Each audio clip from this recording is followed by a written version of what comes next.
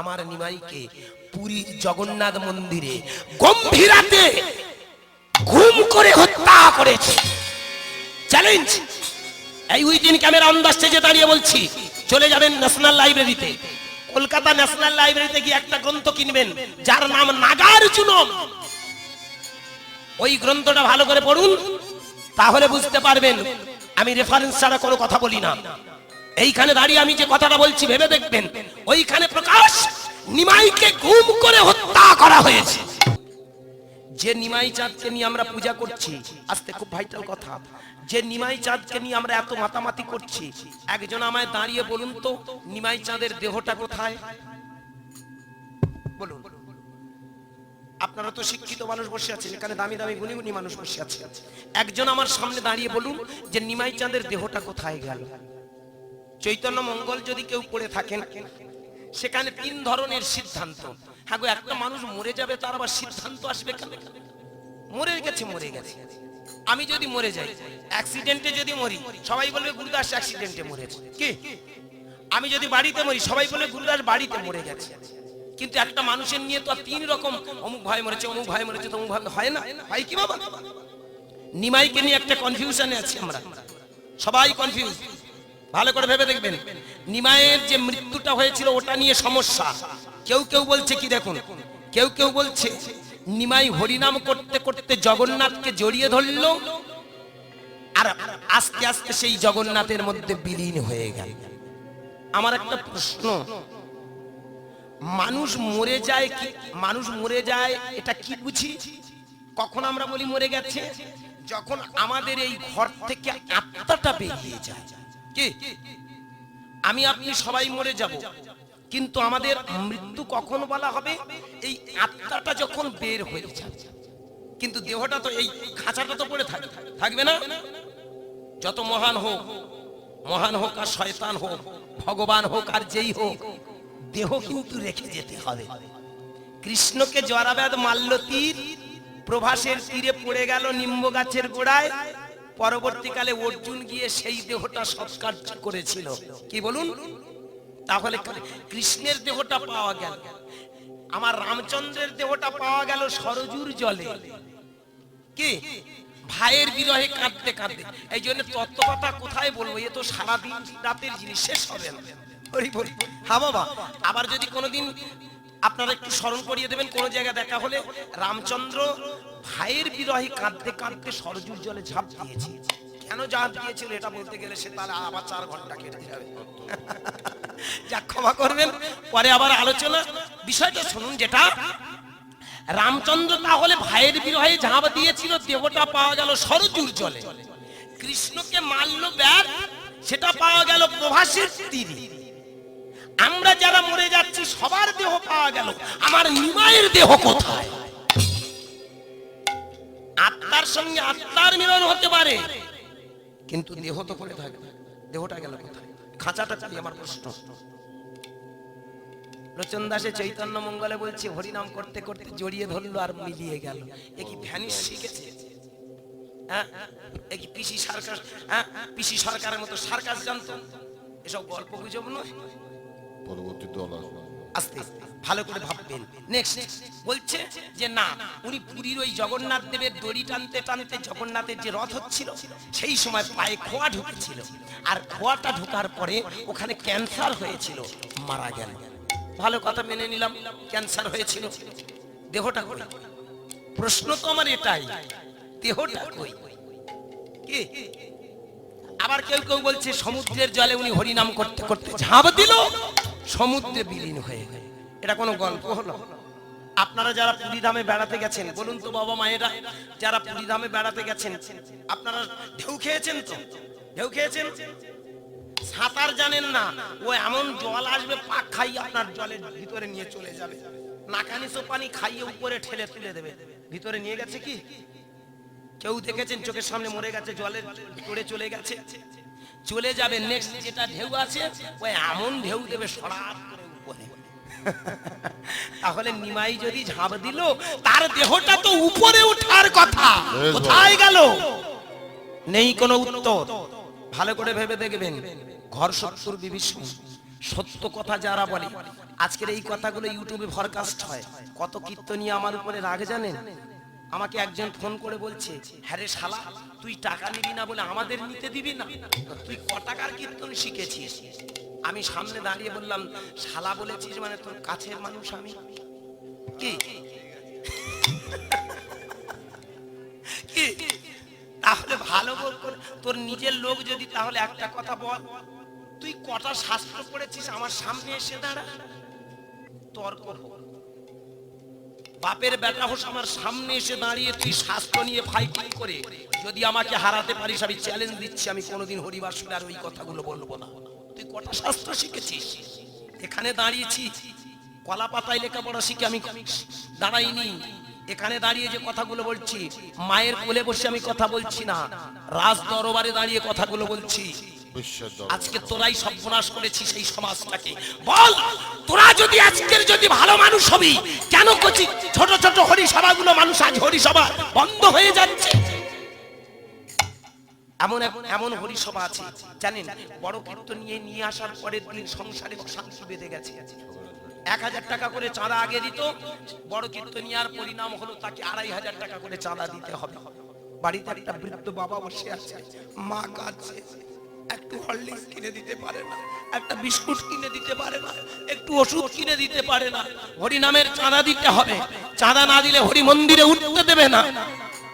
জ্বালায় পড়ে চাঁদাটা দিল, পরের দিন সকালবেলা তার উনুন চড়ে না। বলুন, এমন অনেক মানুষ হচ্ছে না? আমার অর্থ আছে, আমি দিয়ে দিলাম 2000 5000, কিন্তু এমন তো অনেক মানুষ আছে যারা 200 টাকা চাঁদা দিতে বুকে ব্যথা হয়। তাদের কথা একটু আমরা কেউ ভাবি না গো, তাদের কথা আমরা কেউ ভাবি না। এই জন্য পা দুটো জড়িয়ে ধরে বলবো, আমি যে কথাগুলো বলছি অনেকের কাছে হয়তো শ্রুতিকটু লাগতে পারে, আপনারা ভেবে দেখবেন সত্য সত্য। আজকের এই হরিবাসরে আপনাদের চরণে নিবেদন করি, অ্যাকচুয়ালি নিমাইকে জানেন পুরীর ব্রাহ্মণ জাতিরা, কারণ আমার নিমাই চাঁদ ব্রাহ্মণ ছিল, ব্রাহ্মণদের বিরুদ্ধে ব্রাহ্মণ্যবাদের কথাগুলো বলতো বলে ওরাই কিন্তু আস্তে আস্তে মিটিং করে সিটিং করে চিটিং বাজরা আমার নিমাইকে পুরীর জগন্নাথ মন্দিরে গম্ভীরাতে ঘুম করে হত্যা করেছে।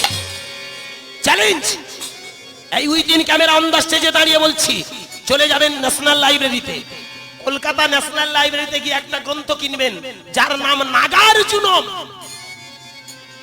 ওই গ্রন্থটা ভালো করে পড়ুন, তাহলে বুঝতে পারবেন আমি রেফারেন্স ছাড়া কোনো কথা বলি না।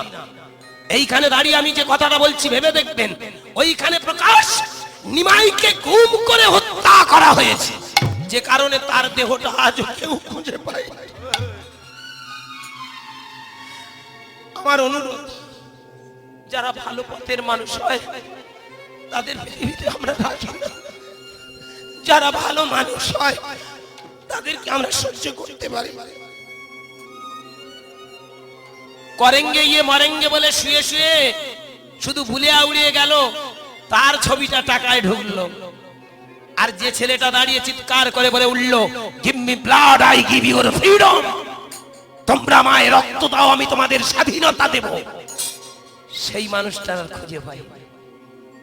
কি বলুন? নিতাই হরি হরি বল, হরি বল। একদিন আমার 7 বছরের ছেলেটা আসতে, আমার যেটা বড় ছেলে আমায় যেদিন স্বাধীনতা দিবস হয় আমাকে বলছে, বাবা লোকটাকে, আমি বললাম বড় হয়ে জানেন, ওকে ভগবান বললেও ছোট করা হবে, ও শুধু মানুষ নয় রে, মহামানব। তখন আমার ওই বড় ছেলে বলছে, বাবা ও মরে গেছে। বিশ্বাস করুন, আমি চোখে জল ধরে রাখতে পারি। ও বাবা বলো না, ও লোকটা মরে গেছে। আমি তখন বললাম, বড় হয়ে যাবে। ছোট ছেলেটা আমায় যখন প্রশ্ন, মানে বড় ছেলেটা জিজ্ঞাসা করছে, ওইটুকু ছেলে তো, বলো না ও বাবা ও লোকটা মরে গেছে। আমি ওকে শুধু একটাই কথা বললাম, মরে গেছে কি বেঁচে আছে আজও আমরা কেউ জানি না। কি বলুন? নিজের ছেলের কাছে কৈফিয়ত দিতে পারছি না, সমাজ যখন প্রশ্ন করবে, বলুন না আজও কেউ বলতে পারবেন নেতাজি কোন তারিখে কোথায় মরেছে? অথচ যে মানুষটা আমাদের ছাতার তলায় দাঁড় করিয়ে দিয়ে গেল, যে স্বাধীনতার পতাকার সামনে দাঁড়িয়ে আমাদের বলতে হয় বন্দে মাতরম, তাই না বলুন? সে মানুষটা আমরা কেউ খুঁজে পাই না। নিতাই গৌর হরি বল। ভুলো না কত রক্তের বিনিময়ে স্বাধীনতা এলো, কত না বধূ হাতের শাখা ভেঙে নিতাই হরি হরি হরি বল। হাতের সিঁদুর মুছে ফেলে দিল, এই কি সে স্বাধীনতা? ওদের তরে ওরা মৃত্যুকে টেনে নিল। নিতাই গৌর হরি হরি হরি বল। এই হরিবাসরে আজকের একটাই কথা বলে যাই, বাবা মায়েরা যারা ভালো মানুষ হয় তাদের আমরা বেশি দিন পৃথিবীতে রাখি না। নিমাই চাঁদকে তাই হত্যা করে মেরেছিল। মাত্র 48 বছরের নিমাই চাঁদকে আর খুঁজে পাওয়া যায় না। অথচ আমার নিমাই চাঁদ আমাদের নয়, শুধু এই বঙ্গবাসী নয়, শুধু নবদ্বীপের মানুষ নয়, আমার ওয়েস্ট বেঙ্গলের মানুষ নয়, ভারতবাসীর মানুষ নয়, এশিয়া মহাদেশের মানুষ নয়, সারা বিশ্বের মানুষকে সেই চোখ ফুটিয়ে দিয়ে গেছে। আজকের আমি আপনাদের চরণে একটু মন দিয়ে বলবো, কথাটা বেলা হয়ে যাচ্ছে অনেক।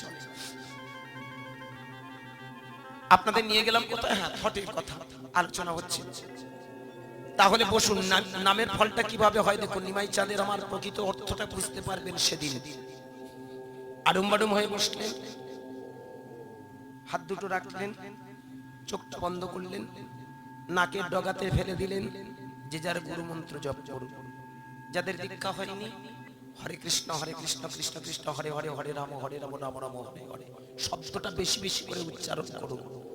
ওতেই আছে সাউন্ড এনার্জি, শব্দ ব্রহ্ম প্রণব মন্ত্র ধ্বনি। ও এটা শব্দ বীজ। একটা বীজের ভিতরে যেমন একটা বিশাল বৃক্ষ থাকে, শব্দ বীজের ভিতরে মহাশক্তিটা লুকিয়ে থাকে। ভালো করে ভাববেন। এটা অনেক ডিসকাস করলে অনেক ব্যাখ্যা অনেক বেরিয়ে যাবে, তবু এইটুকু বলি, অনর্গল যদি আপনি হরিনামটা নাকের ডগায় অমনি করে বসে করেন, 1 সপ্তাহ 15 দিনের ভিতরে, আমি বলে যাচ্ছি, মিলিয়ে নেবেন, চোখের জল ধরে রাখতে পারবেন। একবার কৃষ্ণ বলবেন, চোখে জল আসবে। কিছুদিন পরে দেখবেন হরিনাম করতে করতে আপনার সারা শরীরের ভিতরে একটা লোমহর্ষণ হবে। আপনি যত বেশি হরিনাম করবেন দেখবেন ভিতরে, শরীরের ভিতরে যেন ফুলে ফুলে উঠছে কৃষ্ণ কৃষ্ণ কৃষ্ণ। সাথে সাথে দেখবেন আপনার লোমকূপগুলো খাড়া হয়ে যায়। আস্তে আস্তে উপরের দিকে যেন একটা আগুনের স্ফুলিঙ্গ, একটা তরঙ্গ যেন উপরে ঊর্ধ্বগামী হয়ে যাচ্ছে। জানবেন হরিনামে ফল ফলতে শুরু করেছে। একটা গাছে যদি ফুল ফোটে দেখবেন চাষির মনে আনন্দ হয়, আমার গাছে ফুল ফুটেছে। আর কোন সাধক যদি চোখে জল ফেলতে পারে, সেদিন তার হরিনাম সার্থক। যত বেশি কৃষ্ণ বলবেন, হরি বলবেন, ভিতরে দেখবেন একটা আলোড়ন সৃষ্টি হচ্ছে, ফুলে ফুলে ফুলে ফুলে উঠছে। সারা শরীরের ভিতরে যেন একটা স্ফুলিঙ্গ উপরগামী হচ্ছে। একটা কাঁচা কথা বলে যাই মায়েরা, আমরা স্বামী স্ত্রী যখন মেলামেশা করি, খুব কাঁচা কথার পাকা অর্থ, স্বামী স্ত্রী যখন মেলামেশা করি, বড় বড় ডাক্তার বিজ্ঞানীরা বললেন, আমাদের এই যে মস্তিষ্ক, এখান থেকে একটা রস নিঃসৃত হয়, এখান থেকে বেরিয়ে আসে শুক্রাণু ডিম্বাণুগুলো। ওরা নার্ভ ধরে ধরে, একেবারে স্নায়ু ধরে ধরে এগিয়ে গিয়ে আস্তে আস্তে আমাদের যে দাঁড় আছে, লিঙ্গ দাঁড় দিয়ে সেটা বেরিয়ে যায়। তাতেই একটা সন্তানের জন্ম হয়। ভাবুন, 5 ফোঁটা বীর্যের মধ্যে কোটি কোটি লক্ষ লক্ষ শুক্রাণু ডিম্বাণু থাকে। একটা শুক্রাণু একটা ডিম্বাণুর মিলনে একটা সন্তান হয়। তাহলে ওই ডিম্বাণু শুক্রাণুগুলো যদি সবার যদি চোখ ফুটতো, কতগুলো মানুষ হতো, খুব মন দিয়ে শুনবেন। ওই একটা শুক্রাণু ডিম্বাণুর যদি দুটো চোখ হয়, সে এসে দেখছে পৃথিবীর আলো। ভালো করে ভাববেন, যারা সাধক হয়, যারা মার্গে যায়, তারা ওই বীর্যটাকে নিম্নগামী নয়, যত বেশি হরি নাম করবেন, যত বেশি কৃষ্ণ নাম করবেন, আপনার ভিতরে বীর্য রজবীর্য গুলো আস্তে আস্তে ঊর্ধ্বমুখী হয়ে উপরের দিকে যাওয়ার চেষ্টা করে। এই জন্য তাদের আস্তে আস্তে মেনটেন্স ক্ষমতা তৈরি হয়। কথাটা কাঁচা কথা হলেও ভেবে দেখবেন আমি কথাটা কি বলে গেলাম। যারা যত বেশি সাধক হয়, তারা কামটাকে আস্তে আস্তে বশীভূত করে ফেলে। একটাই কারণে, ওই কৃষ্ণ বলার সাথে সাথে দেখবেন উপরের দিকে উঠে যাচ্ছে। ওই রজবীর্য গুলো তারা আস্তে আস্তে ঊর্ধ্বমুখী করে নিয়ে যায়। দুটো চোখ দিয়ে যদি এই বিশ্বটা দর্শন হয়, তাহলে কোটি কোটি শুক্রাণু ডিম্বাণু, ওদের তো দুটো দুটো চোখ আছে, ওদের তো দুটো দুটো হাত হয়, ওদের তো দেহে শক্তি জন্মায়। ভালো করে ভেবে দেখবেন, সেই শক্তিগুলো যদি ভিতরে রাখা যায়, আমরা কত বড় শক্তিমান মানুষ হতে পারি কোনোদিন ভেবে দেখিনি। আজকে ভালো করে ভেবে দেখবেন, যত বেশি আপনি সাধন মার্গে যাবেন, তত আস্তে আস্তে আমাদের যে ষাটে চক্র আছে, এইবার খুব ভাইটাল পয়েন্ট, মন দিয়ে শুনবেন। ষাটে চক্র, মূলাধার, পায়খানার আড়াই অঙ্গুলি উপরে মূলাধার, যেখানে প্রস্রাব করি ওটাকে বলা হয় স্বাধিষ্ঠান। এটা হলো নাভি কমলে মণিপুর, বক্ষস্থল অনাহত, কণ্ঠস্থল বিশুদ্ধ, দুই ভ্রুর মাঝখানে আজ্ঞা চক্র। হামায়েরা যেখানে সিঁদুর পড়েছ মা, হা বাবা, আমরা যেখানে তিলক সেবা করি, হ্যাঁ গো মা, এই যে সেরা, এটা সাধারণ জায়গা নয়, তিলক সেবাটা নয়, তিলক দর্শন করা যায়। তিলক, তিলক কথার মধ্যে কিরকম বেরোচ্ছে, তিলক, তিলক, তিন লোক দর্শন হয়ে যায়। এই তো স্বর্গ, এই তো মর্ত, এই তো তোমার দেহের ভিতরে সব আছে। আর ভালো করে ভেবে দেখবেন, আমাদের যে ষাটে চক্র আছে, কি কি বললাম, পায়খানার আড়াই অঙ্গুলি উপরে মূলাধার, প্রস্রাবের দ্বার। ভেবে দেখবেন, স্রষ্টার কারিগরিতে কোনোদিন কোনো কিছু অভাব দেয়নি। এই খাওয়া ঘুমানোর জন্য, একটা ভালো সংসারে একটা ভালো স্ত্রী, ভালো স্বামী, গোটা কতক ছেলে পুলের জন্য পৃথিবীতে আসা নয়। এরও পেছনে একটা বড় কারণ আছে। স্রষ্টা যে আমাদের পৃথিবীতে পাঠিয়েছে, ভেবে দেখেছেন কোনোদিন এত একটা নিখুঁত যন্ত্র দিয়েছে, কোন জায়গায় কোনো অভাব নেই? আছে বাবা। এই দেখুন, আপনার চোখে বালি ধুলো পড়বে, আপনি রাস্তা দিয়ে যাচ্ছেন, ধুলো আসলো, একটা হাওয়া আসলো, ধুলো পড়লো, সাথে সাথে বলছে কোনো অসুবিধা নেই, সঙ্গে সঙ্গে স্রোত বয়ে গেল। কি বাবা, তাই না? ভিতর থেকে যেন একটা গঙ্গার স্রোতের মতো ধারা বেয়ে চোখ থেকে গড়িয়ে গড়িয়ে ধুলো কণা জল বেরিয়ে গেল। কত বড় নিখুঁত কারিগর গো। এই যে নাকে, এই দেখুন আমরা যে বাতাসগুলো নিচ্ছি, প্রশ্বাস নিঃশ্বাস, তাই না? এই যে ত্যাগ করছি, টেনে নিচ্ছি, টেনে নেওয়ার সময় যে ধুলোবালিগুলো যাতে ভিতরে না যায়, একেবারে পিউরিফাই করার জন্য, একেবারে পিওর করে দেওয়ার জন্য, ওই দেখুন নাকে ছোট ছোট লোমকূপ দিয়েছে। কত বড় কারিগর, কোনদিন ভেবে দেখেছি? তাহলে ভগবত দর্শনের বেলায় কেন খামতি দেবে? এই দেখুন, তাই আমি বলবো, আমাদের ভিতরে যে চক্রগুলো দিয়েছে, চক্রগুলো দেখুন কোথায়, পায়খানার আড়ি অঙ্গুলি পরে মূলাধার, স্বাধিষ্ঠান। যত বেশি দেখবেন হরিনাম করবেন, ওই মূলাধার থেকে একটা শক্তি, এটা যারা করেন, আমি যে কথাগুলো বলছি যারা করেন তারাই বুঝতে পারবেন ডিটেলস, এবং যারা করেন না, আমি অনুরোধ বিনয় করে পা জড়িয়ে ধরে এই রাতে বলে যাই, আপনারা একটু চেষ্টা করবেন, তাহলে বুঝতে পারবেন পাগল কেন পাগলামি করতে এসেছিল। আমি আপনাদের টাকাগুলো ক্ষতি করতে আসিনি বাবা, আমি এসেছি আপনাদের কিছু দিয়ে যেতে। আমি চাইবো যেদিন আমার বাবা মায়েরা আমার এই রাস্তায় এগিয়ে যাবে, তথা বৈদিক মুনি ঋষিদের রাস্তায় এগিয়ে যাবে, সেদিন জানবো আমার অর্থ নেওয়া সার্থক, আমার কীর্তন গাওয়া সার্থক। আমি গান কম ফেলেছি, গান কম গাইছি, কিন্তু কথাগুলো একটু যে বলছি ভেবে দেখবেন। মূলাধার থেকে যেদিন স্বাধিষ্ঠানে নিয়ে আসবেন, সেদিন দেখবেন আপনার ভিতরে মেনটেন্স হয়ে গেছে, কামনা বাসনাগুলো আর উত্তেজিত হয় না। প্রত্যেকটা মায়েরা যখন পুরুষের দিকে তাকাবেন, মনে হবে ও আমার বাবা, আবার প্রত্যেকটা আমরা যারা পুরুষ, আমরা কোনো নারীর দিকে যখন তাকাবো মনে হবে ও তো আমার মা। রামকৃষ্ণ ঠাকুর সারদার দিকে তাকিয়ে তাকিয়ে দেখতে দেখতে বলছে, ও গো আমার ব্রহ্মময়ী, তোমাকে পেয়ে আমার জীবন ধন্য। আমার এক জনম নয় 10 জনম সাধনা করে তবে আমি তোমাকে পেয়েছি, তুমিই আমার ব্রহ্মময়ী। সারদা মা হাসতে হাসতে বলছে, কি গো কি দেখলে আমার মধ্যে? সেদিন সারদার দিকে তাকিয়ে বলছে, সারদা আমি তোমার মধ্যে দেখতে পাচ্ছি আমার ব্রহ্মময়ী মা। তাহলে দেখছো বাবা, সাধনা করলে মানুষের ভিতরে ব্রহ্ম জ্ঞান জাগ্রত হয়।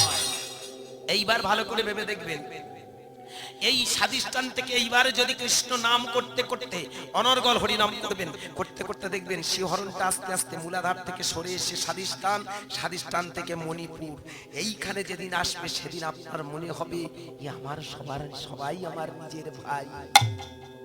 ভাববে না এরা হিন্দু, ভাববে না মুসলমান, ভাববে না খ্রিস্টান, ভাববে না ধনী, ভাববে না গরিব, সবাই আমার। এই কথাটা কখন আসে জানেন? যখন এই স্থানে হরি নামের প্রচার প্রসারটা এনে আমরা এই জায়গায় কনসেন্ট্রেট করতে পারবো, একাগ্রতার জায়গায় যেতে পারবো। এই জন্য তো বিবেকানন্দ চিকাগো শহরে ধর্ম সম্মেলনে চিৎকার করে বলেছিল, হে আমেরিকাবাসী তোমরা আমার ভাই বোন। কথাটা ভালো করে ভেবে দেখেছি কোনোদিন? এই কথাটা কে বলতে পারে? এই মণিপুরে এসে সাধনা করলে তবেই সে মনে করে নারীর টান, ওরা আমার সবাই ভাই বোন। কি বাবা, কোনো আবেগের গল্প নয়, কীর্তনটা বুজরুকি নয়। আমরা তো গরু চড়ানোর গল্প করে মানুষকে ঠকাতে শুরু করেছি। আজকের আমার কথাগুলো একটু ভালো করে ভাববেন, একেবারে ভয়ঙ্কর সময় আমরা দাঁড়িয়েছি। আমার কথাগুলো একটু ভেবে কাজে লাগান, বুঝতে পারবেন। ওখান থেকে টেনে নিয়ে যদি কোনোদিন হরিনাম করতে করতে ওই সুর নাদ ব্রহ্মধ্বনি সাউন্ড এনার্জি শিহরণ জাগতে জাগতে যেদিন বুকে আসবে, অনাহতে আসবে, সেদিন দেখবেন সবাইকে মনে হবে আমার মানুষ। আলাদা ভাববে না, ও তো আমার, ও আমি। তাই তো নিমাই চাঁদ দেখেছেন, নবাব হোসেন শাহকে জড়িয়ে ধরে বলল, তুমি তো আমার সব। নবাব দর্জিকে জড়িয়ে ধরেছিল, চাঁদ কাজীকে জড়িয়ে ধরেছিল, জবন হরিদাসকে জড়িয়ে ধরেছিল, তা বড় মুসলমানগণকে বুকে জড়িয়ে ধরলো। এটা কখন পারে? ভালো করে ভেবে দেখেছেন? তখন কোন হিন্দু কোন মুসলমানের বাড়িতে যেতে পারতো না, কোন মুসলমান কোন হিন্দুর বাড়িতে যেতে পারতো না, অথচ ব্রাহ্মণের ছেলে হয়ে মুসলমান জড়ালো। কত বড় বুকের পাটা থাকলে যায়, কত বড় ক্ষমতা থাকলে যায়। কি এই জড়িয়ে যে ধরে, তাকে বুকে জড়িয়ে ধরে আপন করে নিল, এর নাম হলো অনাহত চক্র সাধনা। আস্তে আস্তে সাধনা করতে করতে এবার আসে এই কণ্ঠদেশের নাম বিশুদ্ধ। যদি কোনো মানুষ অনর্গল হরিনাম করতে করতে মূলাধার স্বাধিষ্ঠান মণিপুর অনাহত বিশুদ্ধে নিয়ে আসি, সেদিন তার কণ্ঠ থেকে সদা সর্বদা একটা জিনিস বের হয়, সত্য বাক্য। সে আর মিথ্যে কথা বলতে শেখে না, সে ছলনার আশ্রয়ে যায় না। তার মুখ দিয়ে, কণ্ঠ দিয়ে এই দেশ, এই রাষ্ট্র, এই পৃথিবী রক্ষার কথা বলে। নিতাই গৌর হরি বল। ভালো করে ভেবে দেখবেন, প্রকৃত বৈষ্ণব যারা হয় তাদের কণ্ঠ দিয়ে সদা সর্বদা সত্য কথা উচ্চারণ হবে। এই কণ্ঠ দিয়ে দেশ রক্ষা, সমাজ রক্ষা, রাষ্ট্র রক্ষার কথা বের হবে। ভেবে দেখেছেন? করোনার সময় কোন সাধু ছিল? সব ঠাকুর ঘরের পেছনে লুকিয়েছে। কি যখন করোনা হয়েছিল ওই সময় কোন সাধু সন্ন্যাসীরা সামনে এসেছিল? সব গিয়ে ঠাকুর ঘরের পিছনে। আমরা কীর্তনিয়ারা পর্যন্ত কেউ নামি মাঠে। আমরা লোকের কাছে বলে বেড়াই হরি নাম করো, করলে সব পাপ তাপ দূর হবে, জ্বালা দূর হবে, রোগ শোক দূর হয়ে যাবে, তাই না? হরি নামে কোনো ব্যাধি আসবে না। যেই করোনাটা এলো, মাগো আমার বউ বলে, ওগো তুমি আর গান, কারণ ওই যে খুটুর খুটুর কাশি কি একটা রোগ এসেছে, কি নাকি করোনা না কি হচ্ছে, ওগো তুমি যদি চলে যাও আমার কি হবে? মাগো যেই ফোন আসে আমি সঙ্গে সঙ্গে কেটে দিই।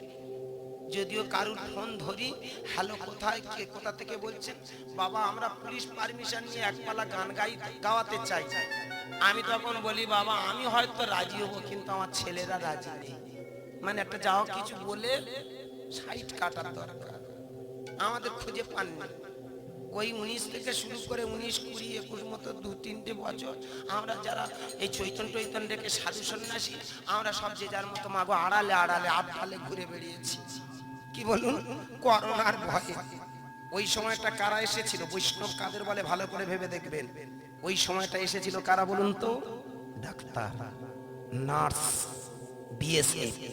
কি বর্ডারে দাঁড়িয়ে দাঁড়িয়ে নিজের বাবা মা ছেড়ে, সংসার ছেড়ে ওখানে দাঁড়িয়ে নিজের প্রাণটাকে বাজি রেখে বলল কাউকে ঢুকতে দেব না, নয় এপারের মানুষ নয় ওপারের মানুষ। একটা মানুষের অসুখ করেছে, ডাক্তার সারা গায়ে সবকিছু মুড়ে নিয়ে ছুটে যাচ্ছে, মানুষটাকে বাঁচাতে হবে। বৈষ্ণব তো এরা। একটা নার্স ছুটে যাচ্ছে, ওই রোগীটাকে সেবা শুশ্রূষা করলে ও তবেই বাঁচবে।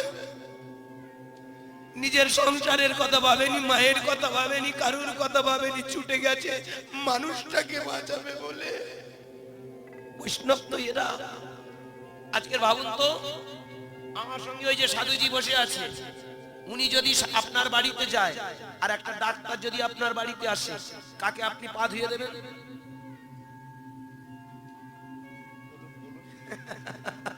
কি বলুন? আগে ছুটে গিয়ে ওনার পা ধুয়ে দেবেন। কেন? উনি কি উপকারটা করেছে আপনার?